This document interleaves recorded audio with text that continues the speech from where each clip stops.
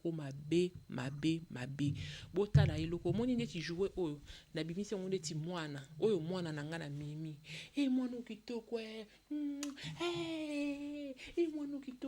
mwana okitoko yaya eza malamu te. Syndrome de bébé secoué ezali nini? Mwana mokie cerveau na ye eza mokie na kati ya mutu.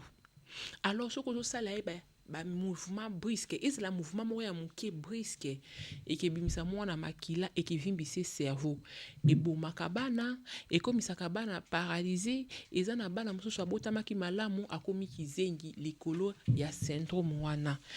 Oza na mwana na oya mokie 0 bébé ya 0 jour tina 3 ans yaya kolinga te moto atombolela ko mwana okitoko ezopesa mwana makasi otomboli mwana obwaki mwana okitisi mwana otomboli mwana obwaki mwana okitisi mwana eza eloko moko mabe eza très dangereux. Bozo kanye na lobby très dangereux. Bande ko boyo kalisolo oyo esalameli mutu oyo ngai na yebi. Et puis yep ntape singa accord pona ya kuluba na bino na conscientiser bino po likambo oyo esalameli ye esalamela susu ba mama mususu te to ba papa mususu. Ndeko na biso mwasi ana bana misato.